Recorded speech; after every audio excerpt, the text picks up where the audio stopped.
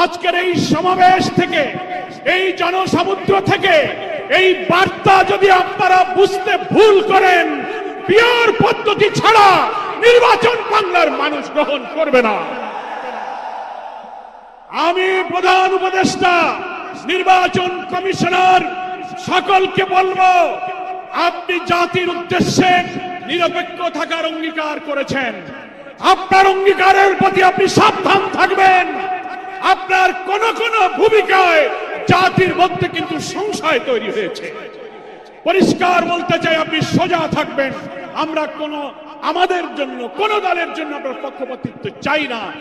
2000 ছাত্র জনতার জীবন, হাজার হাজার মানুষের রক্ত, 17-18 বছরের মানুষকে ফাঁসি, অত্যাচার, জুলুম, রিমান্ড, ক্রসফায়ার দিয়ে আলেম ওলামা পীর মাশায়েখদের যে নির্যাতন করেছেন, সেই সংগ্রাম আমরা ব্যর্থ হতে দেব না।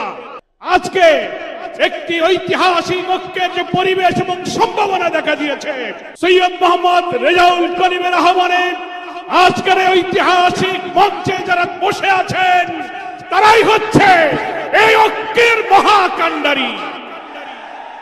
নতুন ইতিহাসের স্রষ্টা হয় ইতিহাসে, তার নাম স্বর্ণাক্ষরে লেখা থাকবে।